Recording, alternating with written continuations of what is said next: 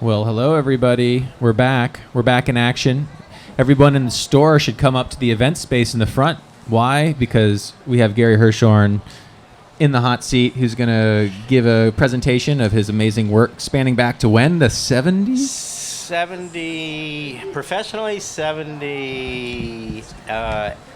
Professionally, it goes all the way back to 78. 78. But, 77, 78, yeah, in there when I started. Right on. So I'm going to give a little rundown because Gary's got quite a background here. So since 2014, Gary's been working for the app Flipboard, which you may have seen on your iPhones or your iPads, or I hope so. All sorts of other iDevices. But began his career in 1979 working for United Press Canada in Toronto. Yes, Canada. Canadian. All right.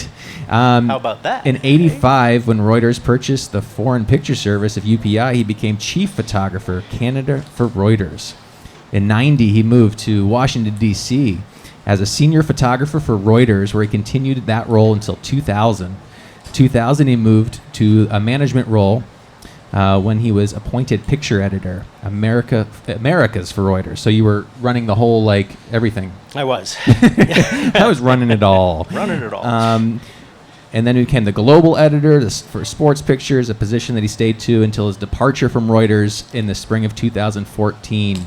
He's covered 16 Olympics, 24 Masters golf tournaments, 24 Academy Awards on top of numerous Super Bowls, Stanley Cups, World Series, NBA Finals, and other major news, sports, and entertainment events. Boom. Boom. Ladies and gentlemen, Gary Hershorn. Thank you. Thank you, everybody. So I'm going to do something a little different for me. I've never actually reminisced about where I started, where I came from, going way back 35, 36 years now in the news business. I've always said you're only good as the last picture you shot. And I tend to, when I do these presentations, try to focus on what we're doing basically now and what we're doing in the news business now. But I thought for you and this broadcast, I would kind of go back to the beginning and trace the roots of where a young kid becomes a photographer and gets interested in photography, and how it started way back in the late 70s. Because let's face it, for the students of photography today, it's a lot different than I think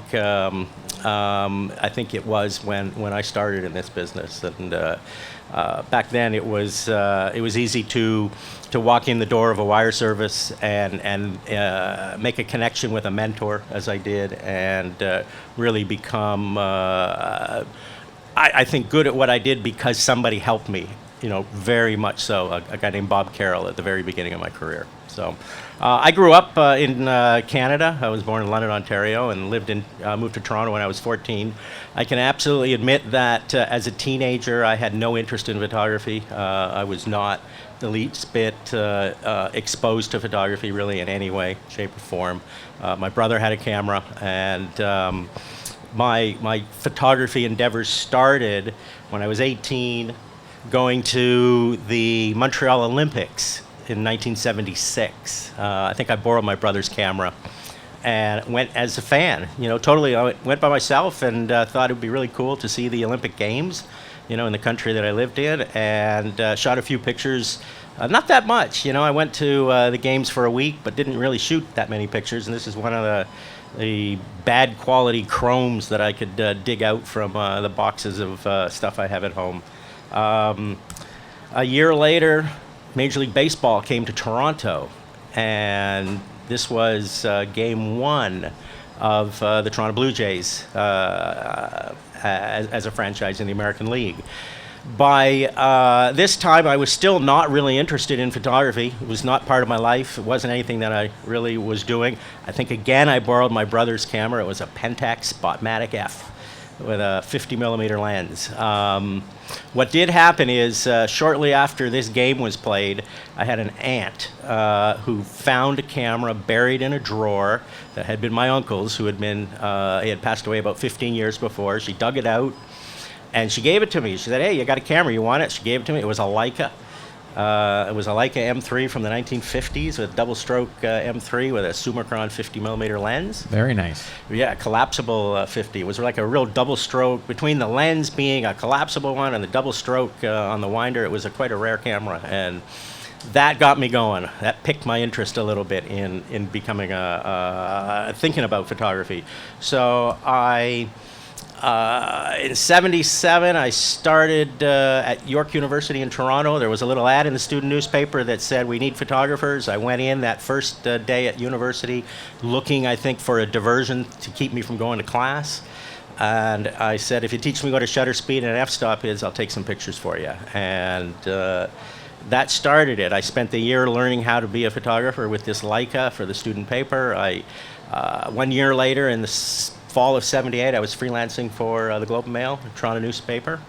And 1 year after that, 1979, this new agency called United Press Canada, owned by the Toronto Sun newspaper chain, started up in Toronto. And by '79, I was completely and totally focused on the fact that I wanted to be a photographer. I had put the Leica aside. I had started buying Canon cameras. Canon A1s, back then it was all film, and it was just really, really cool to be able to shoot pictures and develop the film. We were making prints, the old way of transmitting pictures. Sorry, let me go back. In 1979, I walked in the door of United Press Canada about 6 months after they started. A lot of people here probably don't know of UPI, United Press International. Back in the day, the 20s, 30s, 40s, 50s, 60s, 70s, there were really only two global news agencies, Associated Press, who are still here, and United Press International. And in Canada, the Toronto Sun took over United Press International's Canadian operation and called it United Press Canada. They hired about 9 photographers.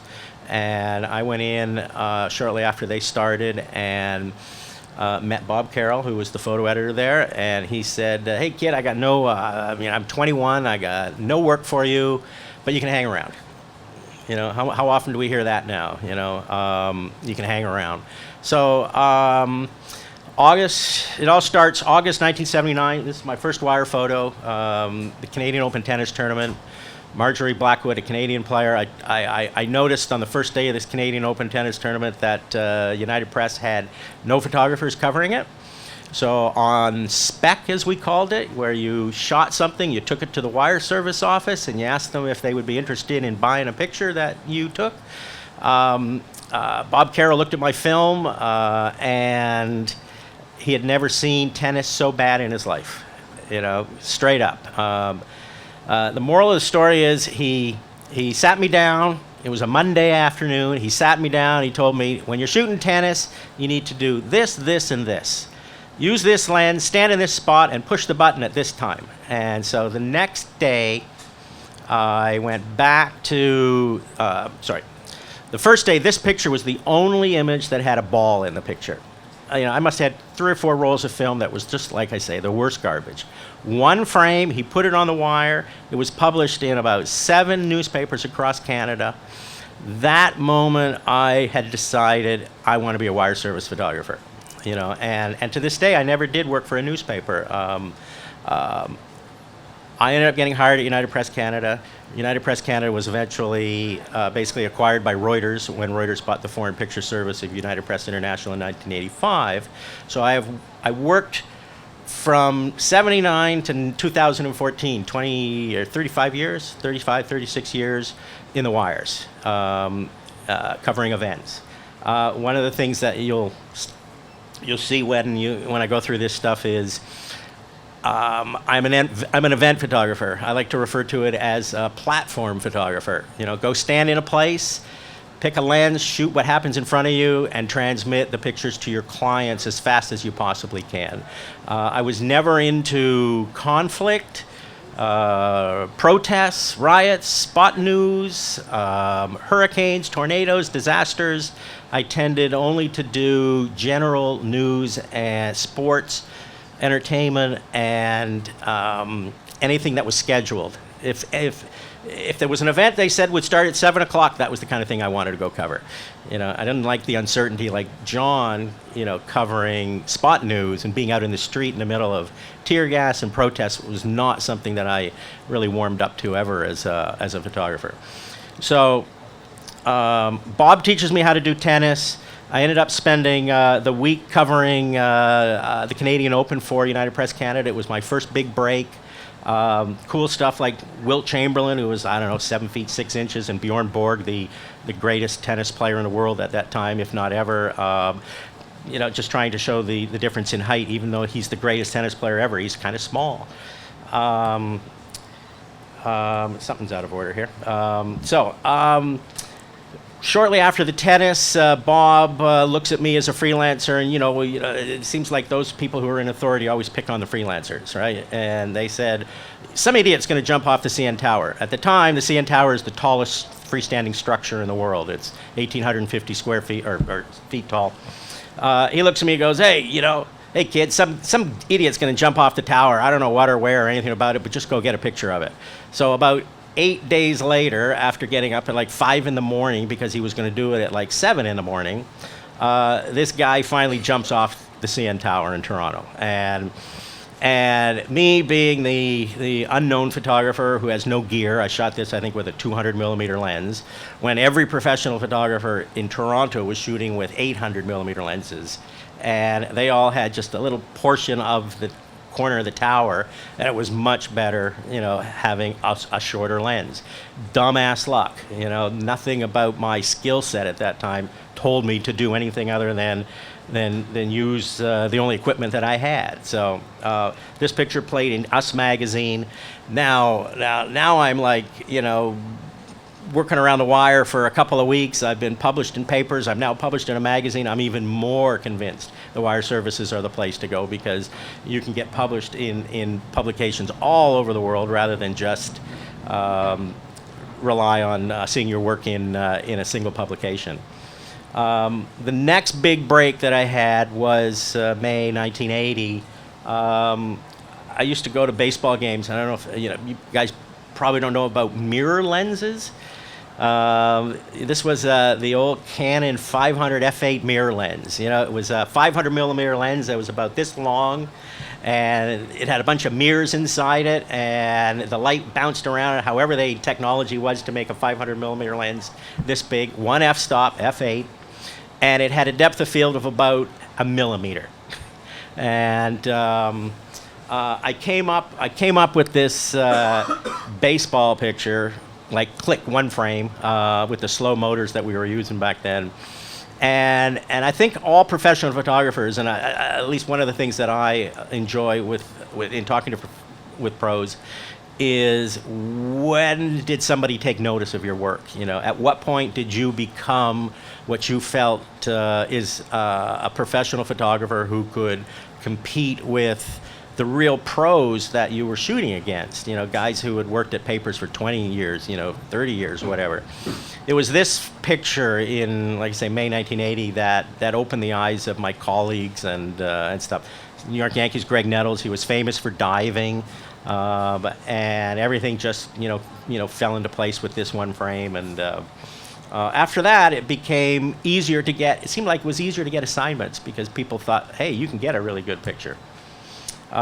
Being Canadian, obviously, hockey is big to my world, and my relationship with this is Wayne Gretzky. My relationship to Wayne Gretzky has been really close because he started as a professional hockey player in 1979, basically the same year I look at as my professional career starting. So our careers have paralleled.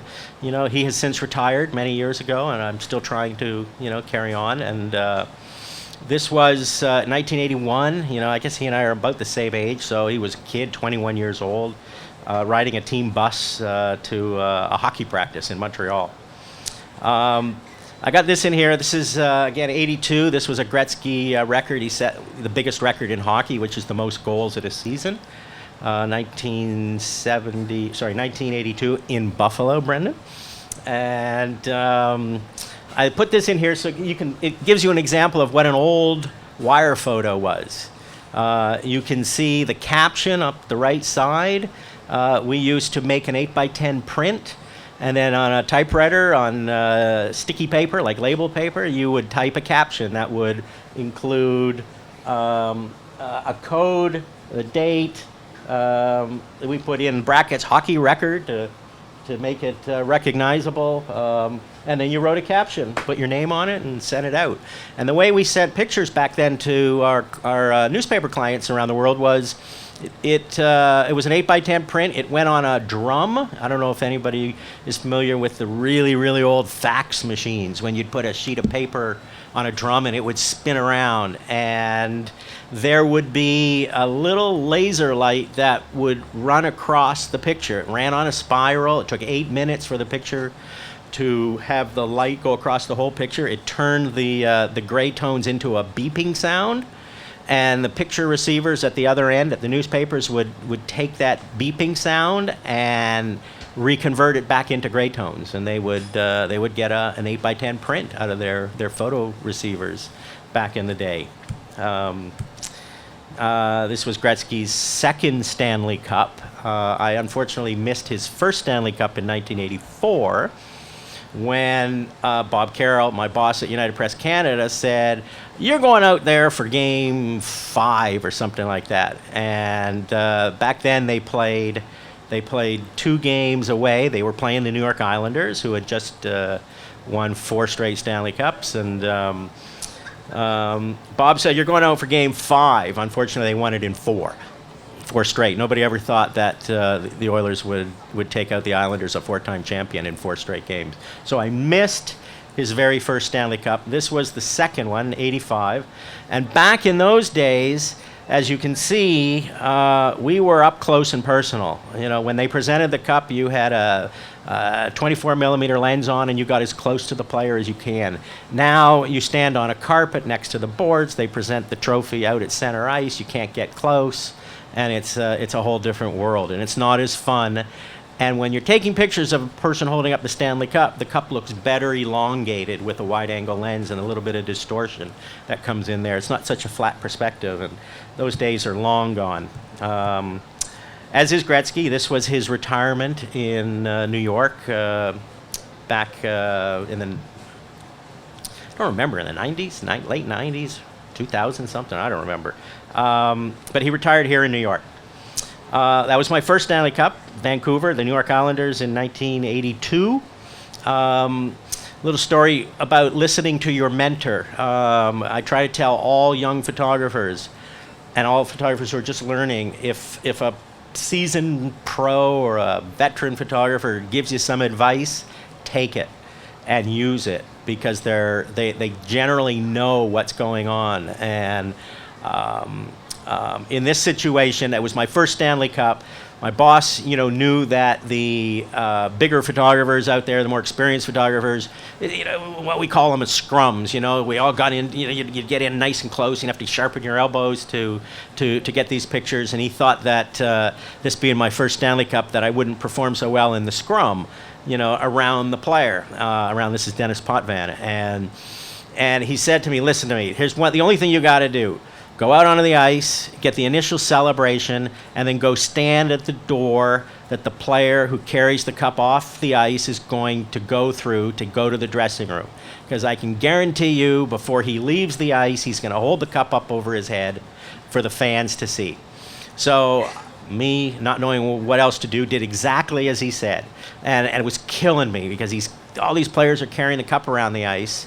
And I'm not with them. I'm not photographing them. I stood in that spot like he told me to do.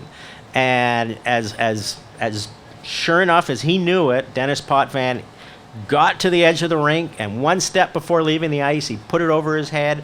I was other than the guy behind him, the other photographer behind him, I was the only one there. And it was far and away the best picture of the night. And so, like I say, if you're young and you're learning, listen to the people who want to give you advice. Michael Jackson shot him many times. This was in Toronto.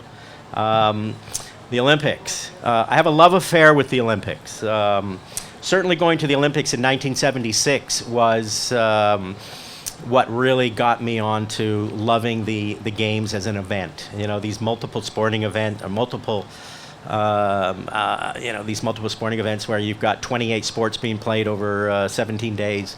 I fell in love with the Olympics from the first time I went to the games in Montreal. And, who knew in 76 as a spectator that I would ever show up or ever have the opportunity to photograph an Olympic Games. And my boss, Bob Carroll, gave me the opportunity in 1984 to go to the LA Olympics, which was my first, it was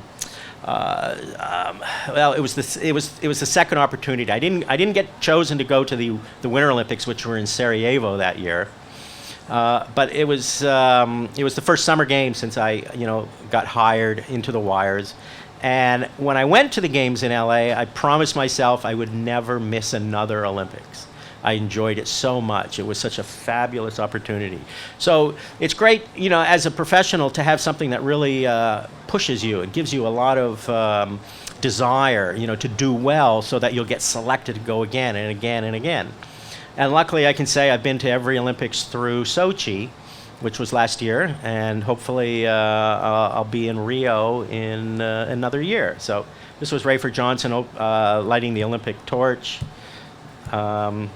There's a young guy, at his first Olympics. One of the things I can tell you is back in those days, they let us onto the field of play.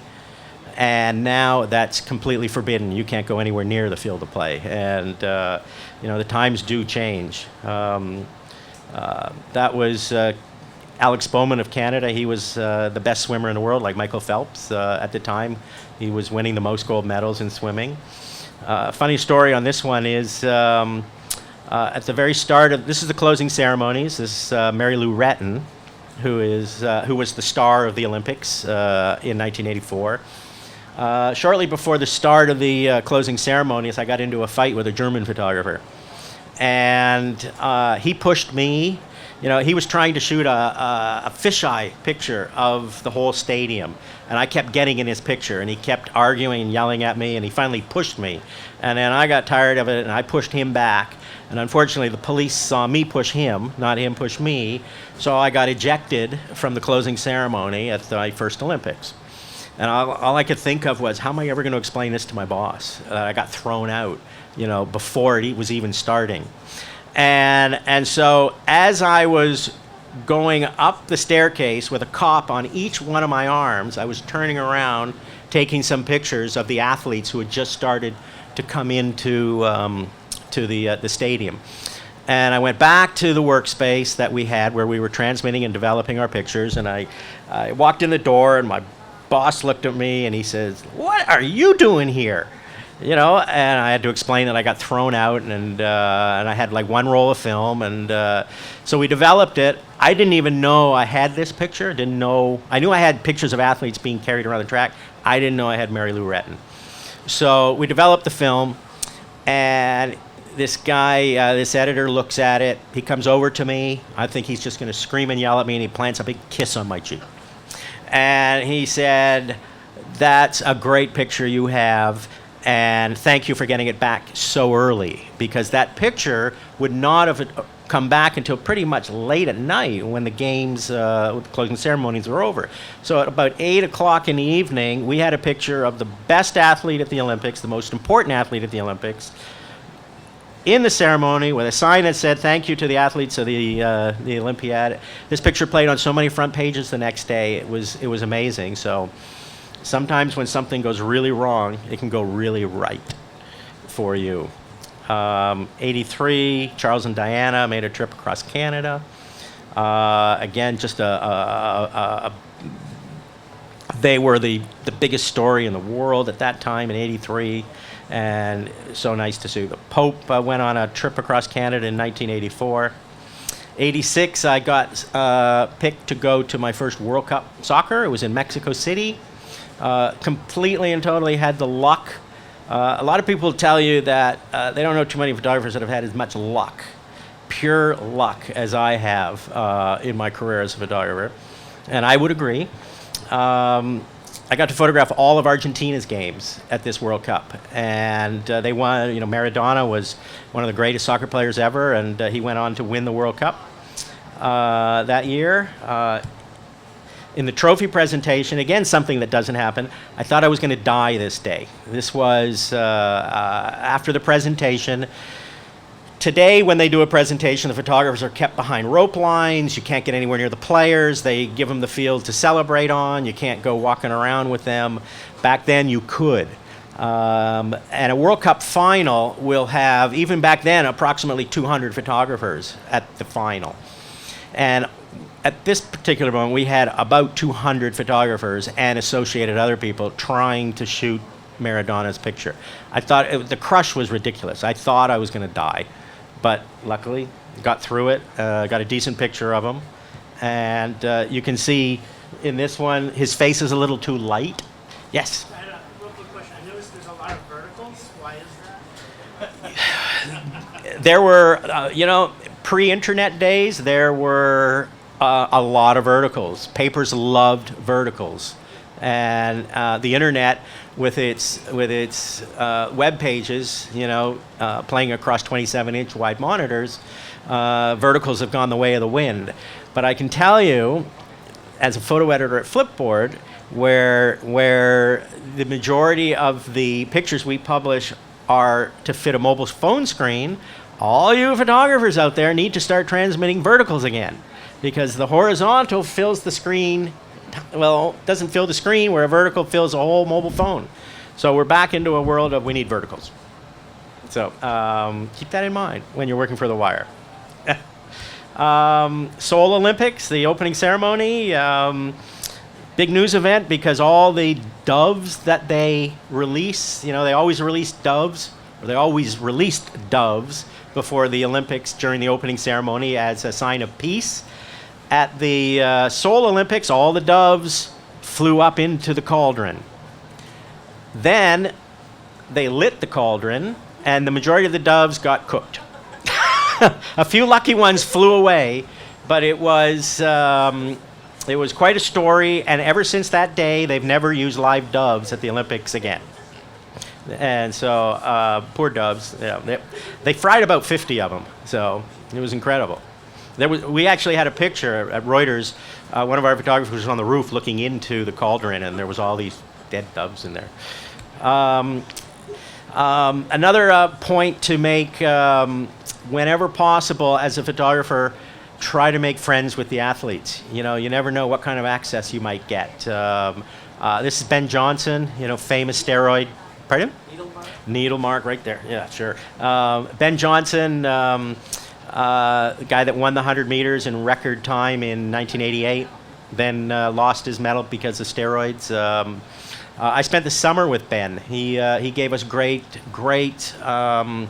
gave me great access. And one of the first day, this is a good story, the first day that I was at the practice track, this is in Toronto, first day at the practice track, Ben never liked photographers. He never liked people in the media around him. He liked to train in private. He didn't like to have people bothering him. He was also a celebrity. He and Carl Lewis were having a war as to who was the best photographer, the best sprinter, 100-meter sprinter. Carl won the gold medal in LA in 1984. Ben came third in 1987. Ben beat Carl at the World Championships in a world record time. So everything was leading up to this great race in Seoul. And the first day that Ben agrees to have me there, about 5 minutes into his training session, he stands on the track and he drops his pants down to his underwear. And I'm standing on a little elevated position with a long lens, a 400 millimeter lens, and he's looking at me and I'm looking at him, and I'm at that point not looking through my camera. I'm looking over the top of my camera, and he's looking at me and I'm looking at him, and he's looking at me and I'm looking at him, and I didn't take the picture.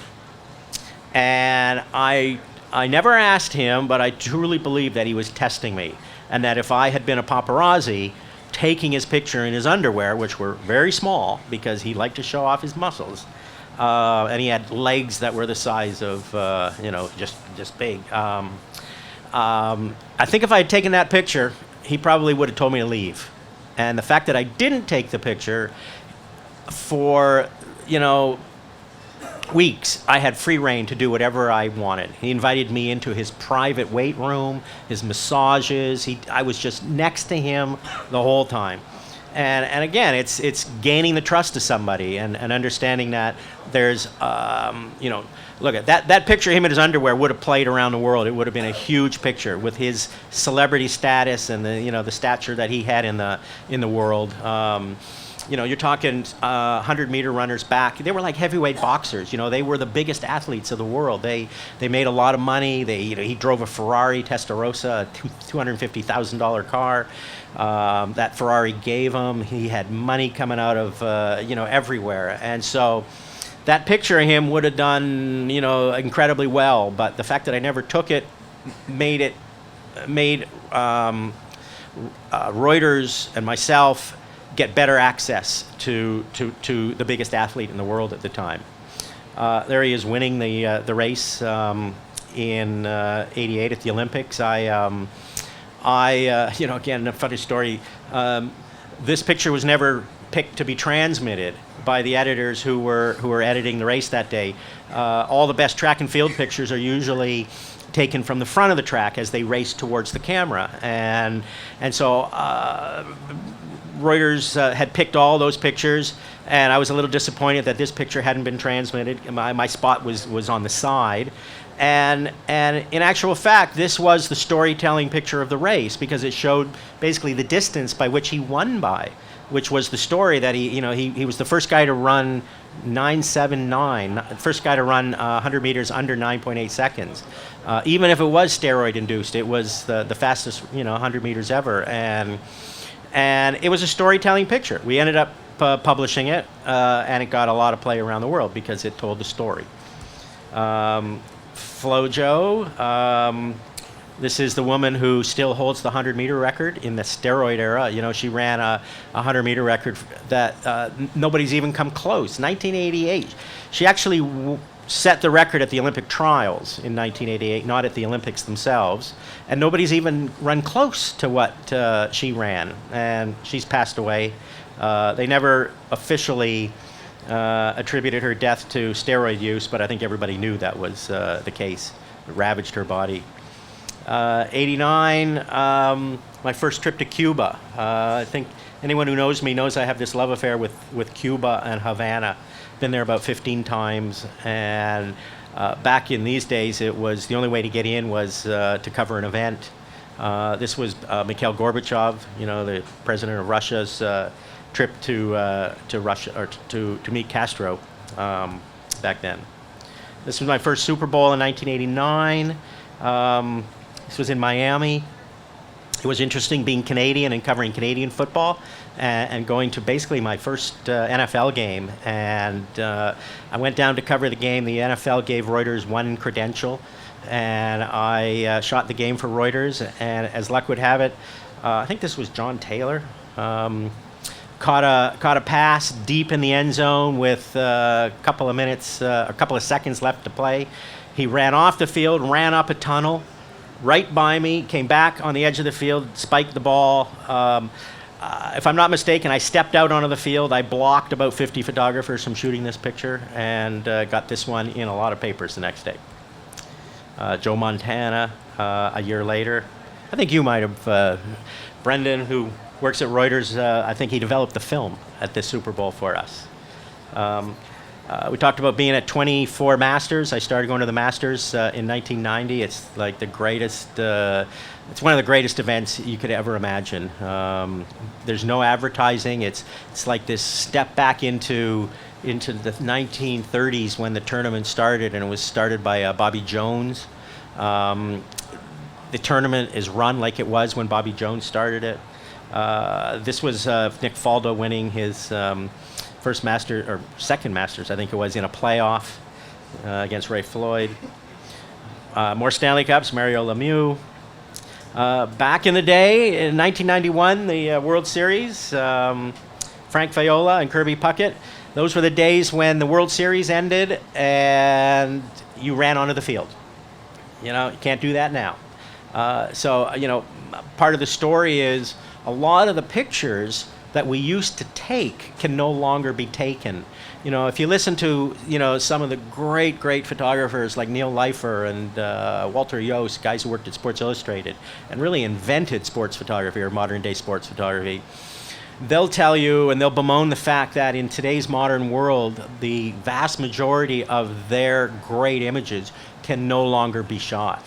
You know, you just simply can't get to the places that you once could to photograph, you know, celebrations and things like that. Now they have rope lines and, you know, only the Major League Baseball photographer might be allowed to go out, but not until TV is finished doing what they need to do. And, you know, the rules have changed so much that actually being a sports photographer isn't necessarily as easy or as fun as it once was. Because we once did seem to have more of a free range to roam and move and get into the faces of the athletes as they celebrated their victory. But then again, a lot of people will tell you that the media has no business being in the faces of an athlete as they celebrate a championship. 1991, this picture demonstrates the beginning of autofocus. I'm not sure, you know, if you've ever wondered when did autofocus start professionally. 1991. Canon came out with an autofocus system that summer, and the longest lens that they had that summer was an 80 to 200. They did not have any long glass or anything like that. Prior to the start of they kind of brought out, you know, a lot of these camera companies love to bring out new gear in association with a big event like an Olympics. This was the World Track and Field Championships in Tokyo. So Canon, you know, released some gear and some new technology in conjunction with the start of this event in Tokyo. And interesting story in that when this is Mike Powell, he set the world long jump record this night with this jump. He broke a record that was set by Bob Beamon in 1968. So, you know, you're talking a record from 68 to 91. It was one of the longest standing records in any sport. This record has not even been broken. You know, it's now 91, 25 years almost now, and it's still standing. And, you know, this night there were two photographers, myself and a photographer from All Sport named Mike Powell, the same name as the guy jumping. We had been photographing it. We had been photographing it in the pit. We were the only two guys that actually had autofocus systems because Canon lent us some stuff, you know, special before the event. And there were a few of us from the wires at the very front of the pit as he was jumping towards us. And it's a couple of things were interesting that night is some of the photographers on this jump, the photographers from some of my competing agencies were out of focus because we all manually focused back then. They were out of focus on the record-setting jump, and Mike Powell's form was such that he would go into a hurdler's position where he had at the height of his jump, he was in a hurdler's position with his front foot out. And what happened to myself and Mike Powell from All Sport was this jump was so different than his other jumps that night, being the world record, the longest one ever. The autofocus, which was basically just the very center of the frame, caught his foot. And on the best moment of the record jump, we were both out of focus on his face on the jump. So we had to settle for an earlier moment in the jump than what we would have liked. I've got they jumped 6 times. I got 5 other pictures of him in a hurdler's position, all tack sharp, all perfect, except the jump that mattered because he went higher. It was just something happened and we didn't get it quite the same way as we would have in the previous jumps. I'm going to talk about autofocus again. This was manual focus, right? This was Carl Lewis, 91, same event, winning the 100 meters in a world record time. After the finish line, he kept celebrating till he was like right in front of us. On this frame here, which we all thought was the best, one of the best celebration pictures, I can remember back, I was one of the only photographers that had that picture. It was follow focusing with a 400 millimeter lens. Again, it was a big play getter around the world. Carl setting the world record. Exactly 1 year later, he does almost the exact same thing. this time at the Olympics in Barcelona, winning a race. And by this time, Canon had unveiled a 400-2.8 autofocus lens. And me and like 500 of my closest friends all had the same picture, all in focus. So in 1 year, where somebody's skill in being able to follow focus an athlete better than someone else, to technology equaling the playing field and allowing everybody to basically get the same picture, I started to lose some of the fun that I was having because I felt like I was... Pardon? Nope. I started to lose some of the fun that I was having, and I remember leaving the track. This was on the last day of the Olympics, and I remember leaving the track telling my photographer friends, "I'm done. You know, the fun is over. You know, the day when you could have you could win by having better talent than someone else is over if everybody can just point a camera and let the technology." I was so wrong, because the autofocus, while evening the playing field, doesn't necessarily make everybody an equal photographer. You still have skill in seeing, choice of lens, choice of angle, choice of all sorts of different stuff. So I was very wrong, but I was still pissed off about the technology back then. And now I embrace the technology and think, why would any photographer ever take their camera off of, say, P, for example? Because it does such a better job at doing what the human brain can do. Super Bowl 1992, Joe Gibbs. Back then, we were just starting to use, about a minute after this picture was taken, I had all my friends calling me on my cell phone telling me, "Ha, you missed the picture," because I was on TV, whatever broadcast it was. I shot this picture from my hip. They saw me late getting the camera up to my eye, but they didn't know that as I was bringing the camera up, I was firing the camera. So I truly took a picture that never looked through the frame on it. By 92, Bill Clinton had won the election, and the first thing he did was get on a plane and pay homage to Ronald Reagan. Went out to California to visit Reagan. Clinton's inauguration. This was one of the big moments in Clinton's White House, his handshake with Arafat and Yitzhak Rabin on the back lawn of the White House. This was the day after the end of the U.S. Open tennis tournament that year, so I was in New York covering tennis. Sunday night, I had to go from the tennis tournament to get on a plane. All I could think about was, what happens if they cancel my flight? What happens if they cancel my flight? I'm never going to get back to Washington. At this point, I was living in Washington. I lived in D.C. for 15 years and spent 10 being a photographer. Covered all 8 years of Bill Clinton, and before becoming a manager. A lot of boxing through back then when boxing really mattered. Mike Tyson, Riddick Bowe, Evander Holyfield. It seemed like every week we were flying out to Vegas to do another title fight. I miss those days. I thought boxing was a great sport. This was Jackie Kennedy's. Talk about luck. Again, this was Jackie Kennedy's funeral.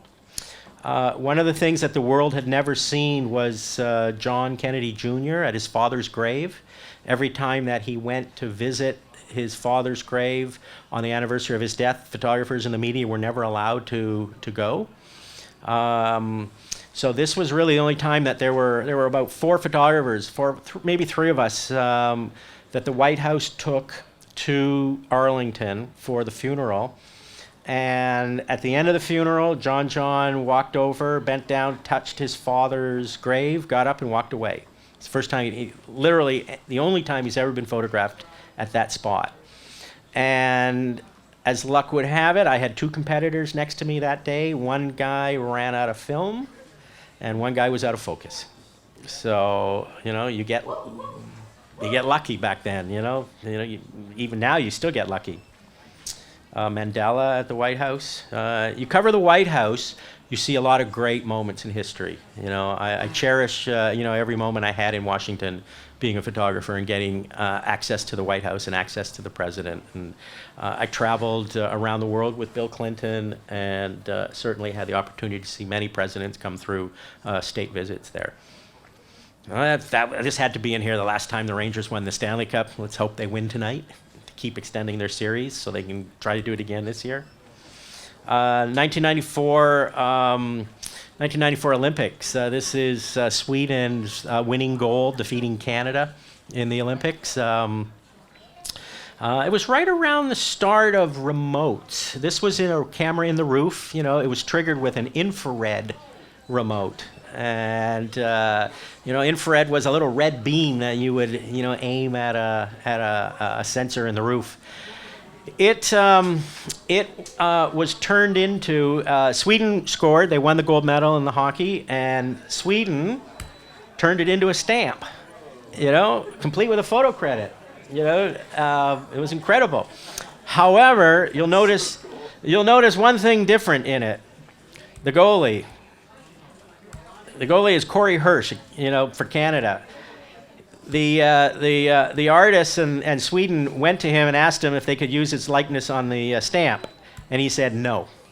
He did not want to remember losing the gold medal. So they had to come up with a new color of the uniform, and they had to take his name, which is there, they had to take his name off and fake it a little bit. But it's the only stamp I've ever had. Pardon? So, some of the other thing I meant to say is some of the resolution on some of this stuff is low. The one good thing I did as a young photographer that my mentor Bob Carroll said to me was, save a copy of everything you ever do. The pictures that you put on the wire. You'll never know when you're going to want them. So when we started in 1991, we switched from making prints to digital files using a negative scanner to start creating JPEGs. I saved a copy, low res, of virtually every picture I ever transmitted on the wire. Trying to find the high-res pictures of some of this stuff is not easy. It exists somewhere, but it's not necessarily at my fingertips. But here I am years later, 30 years later, 20, 30 years later, thinking, wow, how lucky is it I still have something to show for the work that I did. This was the World Cup in 1994, Los Angeles Rose Bowl, and Roberto Baggio or Paolo Rossi, I don't know who the Italian is, they were playing Brazil. Last penalty kick, and went to penalty kicks, score a goal, and you extend the penalty kicks to another round. Don't score, you lose the World Cup. He kicked it over the net, a remote behind the net, again, a storytelling picture. One of the things that I think John or anybody who works in the news business will tell you is while the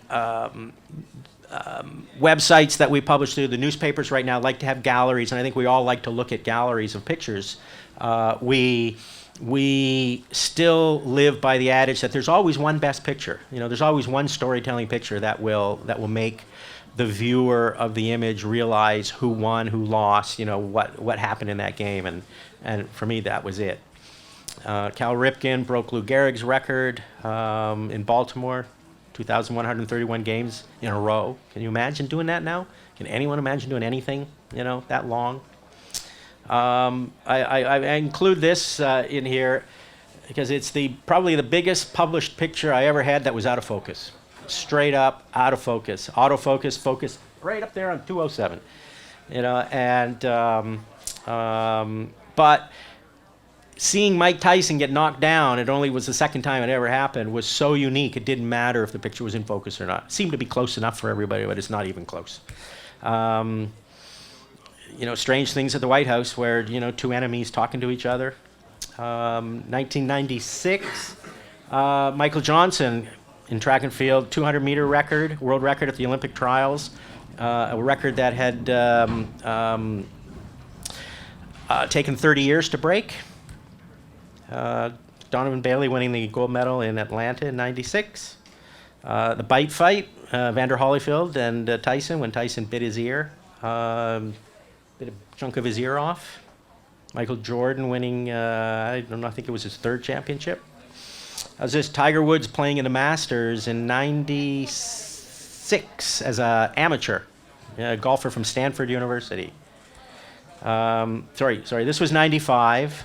This was 96, playing as an amateur with Jack Nicklaus and Arnold Palmer. And then 97, his first Master as a pro, winning the Masters. Bill Clinton in China, on the Great Wall in China. The White House made history that year in that the photographers, the few of us that were up there, first time that anybody had ever transmitted a picture off the Great Wall. You know, the White House somehow convinced the Chinese that they had to install telephone lines up there. So it was amazing. We got up there and there were like 3 telephones waiting for us to send our pictures to the world from the top of the world. Mark McGwire breaking Roger Maris's single-season record in home runs, his 62nd home run. Back to Cuba for the Pope and Castro. I look at this picture a lot and wonder, where'd the world go so wrong? You know. Back in, I think this was 98 or 99, you know, the President of the United States could go to Gaza and meet with, Yasser Arafat in the Gaza Strip. You know, it's just, I don't know what's happened. The world's gone so crazy now. I don't know if we'll ever see this again or a picture like this again. One of my favorite things was the Oscars. As Robert said, I got lucky and went to about 24 of these things. And the Oscars have moments. And you can cover a lot of Oscars and they're boring. You watch them on TV and they're dull and nothing happens. And then every so often somebody cries. There's a moment. And you're always in news photography trying to find that moment. So Gwyneth Paltrow cried. Another unfortunate steroid athlete, Marion Jones winning the 100 meters in Sydney, only to have her records or all her gold medals taken away from her for steroid use. I don't know what it is, but in 1988 I spent a couple weeks or a summer with Ben Johnson, and he lost his medal. I spent a week with Marion before the Olympics, photographing her in Raleigh, and she lost her medals. And leading up to 1984, I had a week planned with Justin Gatlin, who we just couldn't connect. I couldn't get down. He was also in Raleigh. He went on to win the gold medal, only to be busted for steroids too. So I've given up trying to follow track and field athletes. Back to the Oscars, the one actress everybody wanted to win the Oscar that year. So this was, it was like a fairy tale night when Julia Roberts' name was read. This picture ended up on the cover of People magazine. Back to the Stanley Cup, Mike Tyson's final fight when he got just brutalized by Lennox Lewis. Again, the story was the blood, the cuts, the faded glory of a boxer who was never going to be what he once was, getting beat up. Again, I'm Canadian. Canada wins a gold medal in 2002 in Salt Lake City. More crying at the Oscars. This was the first anniversary of 9/11, 2002. And there was this surreal moment where in all this quiet, the wind kicked up and all this dust, filled the whole floor of the site. And it was the picture of the day of Jim Estrin, I think, of the New York Times, has this picture the best. He's got more dust than anybody else. And it was beautiful images. The last point Michael Jordan ever scored in his career. One of the things that a lot of photographers do is they shoot too tight. They don't tell the story. This was a scene setter. Time, place, get a sense of context of what's going on. This is the last shot Michael Jordan ever was going to take, as a professional basketball player. Shows you there's a minute and 45 seconds left in the game. It's a foul throw. You can see fans. You can see where the people on the field were standing, on the floor were standing. It's really important to put an athlete in context to what they're doing. Ronald Reagan's funeral. It's not very often that all the living presidents actually get together in one place. It's very rare, but they do always come together for a president's funeral. LeBron James's last basketball game as a high schooler. That's going, back to about 2003. And there was a game in Washington at a tournament. 2004 Democratic Convention, Barack Obama was a keynote speaker. Without a doubt, the most surreal thing I've ever photographed. James Brown at the Apollo Theater. It was like war out there. Everybody wanted into the theater. Everybody wanted to take this picture. I was determined to be the first guy through the door. You know, they brought James up in a horse-drawn carriage. It was bedlam. It was like ridiculous. They were pushing and shoving and fighting and yelling and screaming, and there was like no idea of who was going to get in the door to get actually into the Apollo to photograph him on stage at the Apollo. And I don't know, I think they opened up the door. I pushed my way in. I was like the first photographer in. And we ran up on stage, standing next to Al Sharpton, you know, and he went crazy. And what are you doing up here? And then they shut the door and they wouldn't let any more media in. And the media that finally did get in, a few hours later, were put at the back of the theater. But what a crazy day! Just yeah, it was. The thing was so heavy, they couldn't fly it. Well, they didn't have enough money to fly it, so they put it in a car. The car broke down because of the weight of the coffin. You know, and they were like, 8 hours late getting there, and it was just this crazy day. Election night, be creative, use remotes. You know, remotes are a big deal. You know, this is a remote hung on the wall at the back of the stage, and it was a picture that I really, I saw this kind of picture happen at the Democratic Convention that year. It was in Denver. They used this really dramatic lighting when he came out to speak at the convention, and I thought, well, maybe they'll use the same lighting on election night in Chicago, and sure enough, they did. And it was really, it made a great picture. But what I really like about this picture the most is I'm in it right there. I'm in my own picture, which is, right. This is just pocket wizards, to trigger the remotes. The balls in Washington on Inauguration Day in Washington is truly a special day. And the ceremony, it's all this pomp and circumstance. The balls at night are great. You got to get in your tuxedo and cover it. The plane in the Hudson, again, talk about luck. I shot this picture. I had to move 5 feet from my desk out the window of Reuters. This was from the 19th floor of the editorial floor at Reuters, Times Square. It's on the corner of 42nd and 7th. We were in the newsroom. Somebody in the newsroom stood up and yelled, "There's a plane in the river." And I reached down and I grabbed a 500 millimeter lens that was in a case under my desk. I found a digital camera in a drawer. I found a battery. I wasn't, nobody was prepared for it. Found a battery, got it all together. I was going to run to the window and was like, I don't have a card. I don't have a digital. I don't have a card. And I had to ruffle through my desk, and I found I think a 128 meg card, the biggest one I could find back then, and I think I shot 40 pictures and filled it up. And I was just lucky that plane floated down the river, and it went through a hole between 2 buildings. And it was like click, click, click, and then it went through another hole of buildings, and as it moved down the river, and got lucky, and it's, it's sketchy quality, but you certainly get an idea of what's going on. The front pages around the world the next day were split between this picture and a guy on the boat shooting with an iPhone. There was a guy shooting out the window here, and he had a pretty good picture, and it was really, for me, the first, what was this, 2008 maybe? For me, it was the first real moment when I knew that the world of professional photography was about to change in a big way, because people who were immersed in the middle of a news event had a mechanism to take a picture and post it in public. It went to Twitter, and I remember at Reuters we did everything we could to track the guy down. We were sending him tweets. We were, AP ended up getting a hold of him and buying the image and licensing it, and he got some good publications around the world with his picture too. We probably remember way back when Kanye West stealing or taking away Taylor Swift's Moon Man Award at the MTV Awards.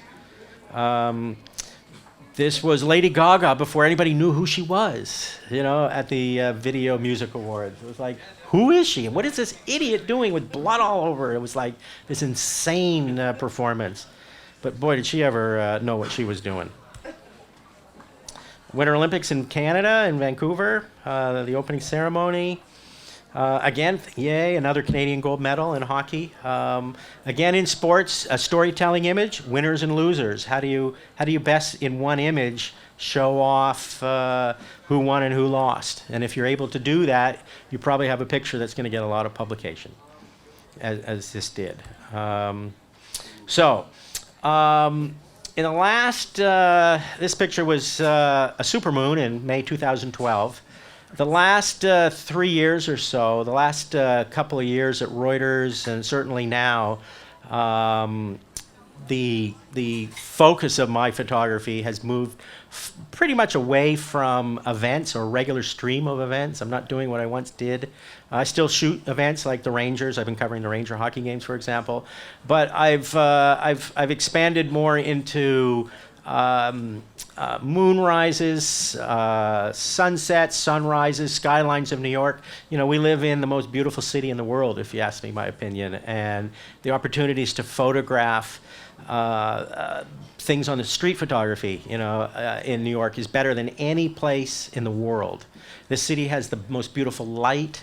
Believe it or not, you will find streaks of light coming through two buildings. You round a corner, and all of a sudden there's light. Where's it coming from? You round a corner, and there's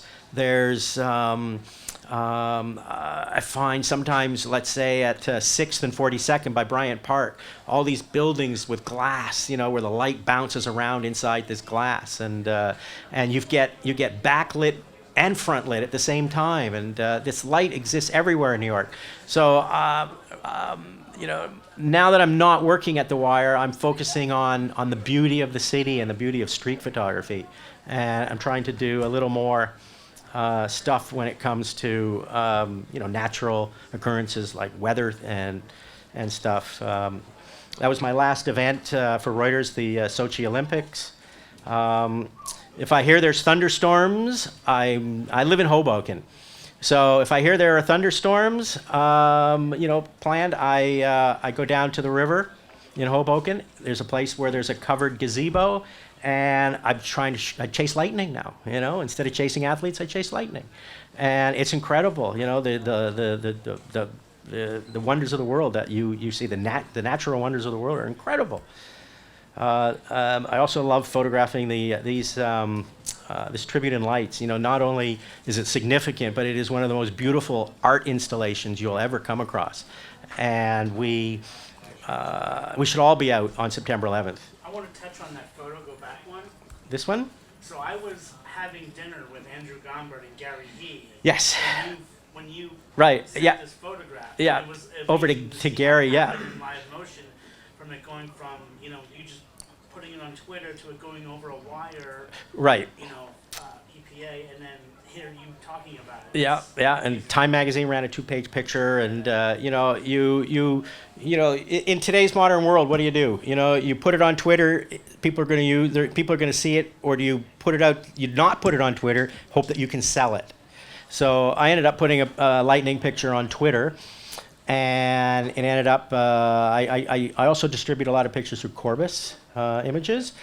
It ended up 2 pages in Time Magazine in their opening spread. So it's really hard in today's world to try and decide whether you just post to social media and let it go out there and never get paid for it, or maybe you'll get it out there in social media and somebody will want to buy it and use it. So it's a tough story these days. Do you watermark it? I don't. One of the things in social media that's guaranteed is if you watermark your pictures, you'll lose more followers than you will. And you need your pictures out there, especially if you're a freelancer. People have to see what you're doing. Do you lower res? It's Twitter res, yeah. So, but, nobody cares the res anymore. And like I say, the tribute, last year's U.S. Open, and it ends with a sunset just a few weeks ago. You chase sunsets in this city, you're going to see beautiful light. And everything is about beautiful light. That's it. Thank you. Thank you. Any questions? I tried to cover as much territory as I could. Well, let's see here. Well, Gary, thank you very much. You're welcome. And that was just really, we should also check out his Instagram because he posts these amazing photos. He's probably one of my favorite Instagram feeds. What's your feed? Gary Hershorn, just straight one name. Gary Hershorn. Follow him on, and that's kind of like your website now, almost, right? Like Instagram. Yeah, it is. I mean, I think for any photographer, Instagram, any professional photographer, Instagram should be like their portfolio now. That is, rather than using a website, I mean, people want to scroll, and it's the easiest way to get your work out there. It's interesting talking to him because he works a different type of platform now. He works with Flipboard, which maybe we'll do a podcast and talk more about. But he's a great guy to know. Talk to him, see his stuff. Gary, thank you so much. You're welcome.